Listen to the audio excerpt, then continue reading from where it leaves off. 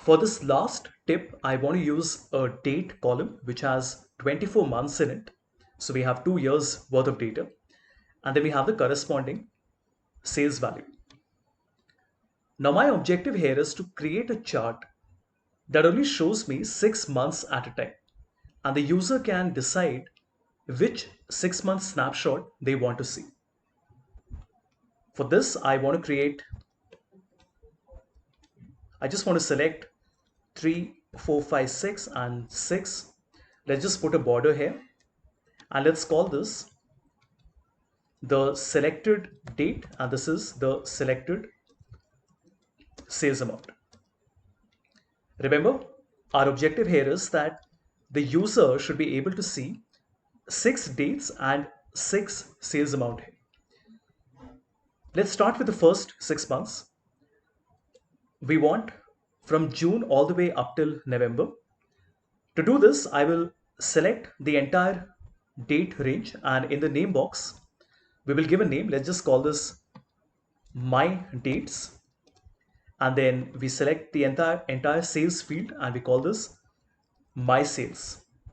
Now, how do we get these numbers? We can use some simple functions here. If you haven't done these functions earlier, not to worry, I will show to you how these functions are written, but I will not be able to explain it 100%, but you can always go back and do this yourself. Now we say equal to index. Now my array is obviously my sales. Sorry, it would be my dates. And from this, I want which row number? I want the first row number. Makes sense, right? Which means that from the second one, we want the second row number. From the third one, we want a third row number. How do you make this number dynamic? We can say count the number of rows from the current cell, which is E5 till E5. Now, obviously from E5 to E5, the row count will come as 1 and it gives me 43259. Not to worry, remember the format is incorrect. So let me just make sure that I have copied the format from the date in these cells as well. So we can see June 2018. And now notice what happens. When I copy the formula down, we get June, July, August, September, October, November. And we have only used a single formula here. How is it working? In the first one, it is showing us the first row, which is row E5 to E5. In the next one, it is row E5 to E6. Then it is E5 to E7 and so on and so forth. We can do the same thing with the sales value as well. The difference will be this time we are looking in my sales and we get these values. Now let's say that we want these 6 months to keep on shifting. That means right now the user has chosen from June to November, but what if they wanted to choose from August till January? So somehow these dates have to shift. How do we do that? For this, we have to create a control somewhere where I ask the user to choose, right? Now just observe this. In another 5 minutes, you will understand why we have done this. I'm putting in a number 1 here. And if you look carefully, here I want to add that number and then do a -1, which means that we are cancelling the effect. So it would be nothing but 0. If I copy it all the way down, then we get the same result. But that's not really what we want, right? What we want is that the first one should be 1, the second one should be 2, and so on and so forth. Which means that if I copy the formula down and I change it to 2, did you see what happened? It now shifted from June to November and it became July to December. If I press 3, it becomes August to January. And the idea here is that if I put, let's say 12, then it is showing me from May till October. So make sure to practice this a lot before you continue with the rest of the example. We are done with the formula. So we have index, we have created a range, we are choosing rows with a $$ and no dollar.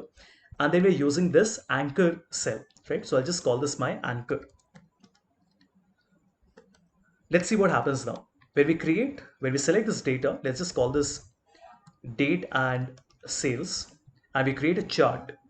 You notice nothing special. We get a chart that shows us the first 6 months. But if I make this 2, did you see what happened? Now it shows us July to December. When I make it 3, it shows us August to January. and so on and so forth. Why are the columns not changing? Because we haven't connected the columns to the anchor. So like we did with this one, I can just copy this part of the formula and paste it here as well. And again, you notice this time, every time the anchor shifts, do you see how nicely my dates are shifting and obviously the chart is also changing? Very interesting, right? Now my sales are numbers between 100 and 200. So I can make sure that my axis is set at a minimum of 0 and a maximum of 200. The reason I'm doing this is so that the axis does not keep on changing every time the date is shifting. So 3, 6, 9, and so on. The only challenge now is that how do you tell the user that he's supposed to choose a different anchor? It doesn't really make a lot of sense, right? To do this, we use a form control. Now for this, you will need to enable the developer tab. Don't worry, we are not doing any VBA programming here, but you will still need to enable the developer tab. If you don't have the developer tab, this is how you enable it. You click on File, select Options, click on Customize Ribbon, and then within Customize Ribbon, you have an option called Developer, and you have to make sure to select this option. The moment you do that, the Developer tab will appear, and in this, you can insert different types of form control. So the one we want is this one. This is a spin button, or we can also choose a scroll bar. Let's choose the second row and the third one, this one. You select it and you can simply draw it on the screen like this, and you get this wonderful scroll bar on your Excel. Now, if we wanted to, we could have controlled this using VBA programming, but we don't want to do that. We want to control it simply by using our anchor. Now you notice when I click on the right or the left arrow, it shifts. When I click in this blank area, it shifts a little faster, and I can also move it manually. But nothing is happening. Nothing is happening because the form control is not linked to any cell. To do this, we right click, select Format Control, and now we want to say that the current value is 1, the minimum value is 1, the maximum value, now think about it. There are 24 months that I have, but when I show the 18th month, or rather the 19th month, I'm also showing 19, 20, 21, 22, 23, 24. That means that my maximum value should only be 19. Think about it.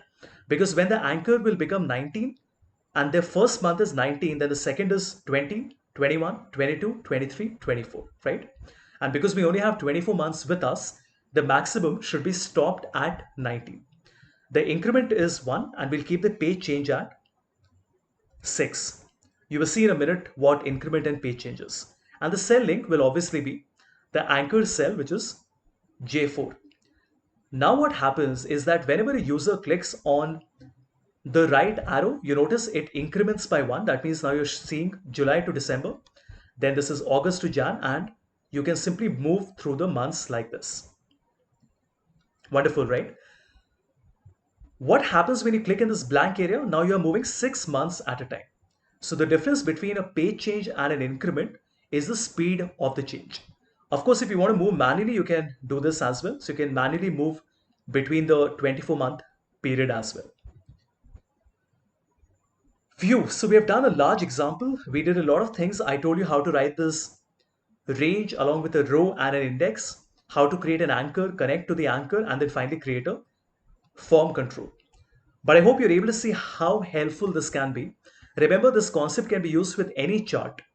Even if I had a line chart, now we can create a dynamic line chart, which means that the user can click and you see how nicely the chart is moving dynamically. It's really up to your creativity how you end up using form controls. And the best part is this does not even use any Visual Basic coding. So please practice this very well. Try to do the same example and try to do a different example of your liking as well. And maybe try to create a different chart. The fundamentals remain the same. You have to extract the 6 months or the number of months that you want, create an anchor, and then create a form control. And you can use any chart that you want to.